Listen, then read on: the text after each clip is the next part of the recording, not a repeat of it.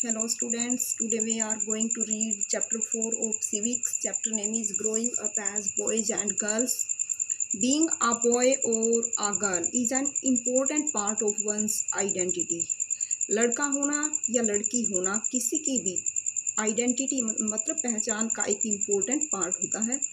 The society we grow up, जिस society में हम बड़े होते हैं, पल बढ़कर बड़े होते हैं, in teaches us what kind of behaviour is acceptable for girls and boys. तो सोसाइटी में ही हमें सिखाता है कि बॉयज़ और गर्ल्स से किस प्रकार का बिहेवियर होना चाहिए, मतलब कि बॉयज़ का कैसा व्यवहार होना चाहिए, लड़कियों का कैसा होना चाहिए. जिस हम सोसाइटी में रहते हैं वहाँ से हम ये सीखते हैं. What boys and girls can और कैन नॉट डू, कि लड़के और लड़की को क्या कर सकते हैं और क्या नहीं कर सकते हैं. We often grow up thinking that these things are exactly the same everywhere. We often grow up, हम प्राय बड़े होते हैं थिंकिंग, ये सोचते हुए that these things are exactly the same, कि ये सब चीज़ें हर जगह ठीक ऐसी ही होती हैं. But do all societies look at boys and girls in the same way, लेकिन क्या हर एक सोसाइटी लड़के और लड़कियों को इसी तरीके से देखता है?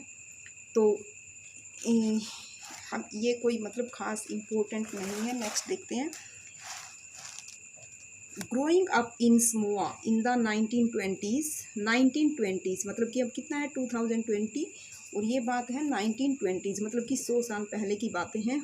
कि समोआ जो एक आइलैंड है, कि वहाँ पे ग्रोइंग अप किस तरह से बच्चे बड़े होते हैं, मतलब कि वो बड़े होने के साथ साथ क्या सीखते हैं. The Samoan Island are part of a large group of small islands in the southern part of the Pacific Ocean. Pacific ocean जो कि मैप में आपने देखा होगा, जो नॉर्थ अमेरिका और साउथ अमेरिका है ना, उसके वेस्ट में है पैसिफिक ओशियन. तो जो पैसिफिक ओशियन है उसके साउथ का जो पार्ट है, दक्षिण भाग में एक छोटा सा आइलैंड है.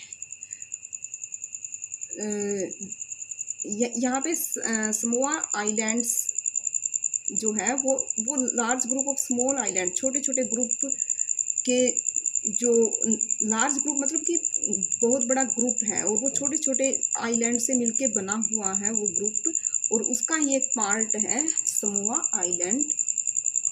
इन the 1920s according to research report on Samoa society, 1920 में रिसर्च की गई थी, उसके अकॉर्डिंग, उसमें जो रिपोर्ट के अकॉर्डिंग समोआ सोसाइटी में children did not go to school, बच्चे स्कूल नहीं जाते थे वहाँ पे. दे लर्नड मैनी थिंग्स, वो बहुत सारी चीज़ें सीखते थे, such as how to take care of children, कि कैसे बच्चों की देखभाल करनी चाहिए, और डू हाउस होल्ड वर्क, और घर का काम, ये बच्चे सीखते थे ये चीज़ें. How to from older children, अपने से बड़े बच्चों से ये सब चीज़ें सीख लेते थे वो, कि हम जो छोटे बच्चे हैं उनकी केयर कैसे करनी चाहिए और घर के काम कैसे करने चाहिए. एंड फ्रॉम अडल्ट्स, अपने बड़े बच्चों से सीखते थे, और एडल्ट जो परिवार में बड़े लोग होते थे उनसे सीख लेते थे. Fishing was a very important activity on the island, और उस समोआ आइलैंड पर फिशिंग जो है एक इम्पोर्टेंट एक्टिविटी थी. Young people there for learn to undertake long fishing expedition, जो यंग पीपल होते थे वो learn to undertake long fishing expedition, यानी फिशिंग के लिए लंबी लंबी यात्राओं पर जाते थे. But they learn do these things at different points in their childhood, लेकिन वो ये सब चीज़ें अपने बचपन में ही अलग अलग पॉइंट पर सीख लेते थे लॉन्ग एक्सपेडिशन के बारे में, फिशिंग पकड़ने के लिए. As soon as babies could walk, their mothers और other adults no longer looked after them, जैसे जैसे बच्चा कुड वॉक चल सकता था, मतलब कि जब वो थोड़ा इंडिपेंडेंट हो जाता बच्चा, वो खुद अपने पैरों पे खड़ा होकर चलने लग जाता था, तो उनके जो मदर होती या फिर दूसरे जो एडल्ट होते हैं परिवार में, वो उनकी ज़्यादा केयर लुक आफ्टर मतलब कि उनकी देखभाल नहीं करते थे.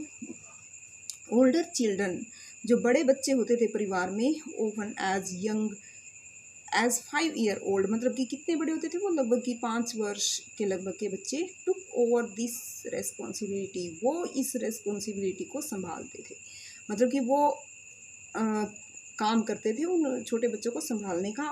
Both boys and girls looked after their younger sibling, दोनों ही, लड़के भी और लड़की भी, अपने छोटे बहन भाइयों की देखभाल करते थे। But by the time a boy was about 9 years old, लेकिन जब वो लड़का 9 वर्ष का हो जाता था, he joined the older boys in learning outdoor jobs, he joined, वो शामिल हो जाता था बड़े बच्चों में, और क्या सीखता था, आउटडोर जो बाहर के काम, जैसे कि मछली पकड़ना, कोकोनट के ट्रीज उगाना।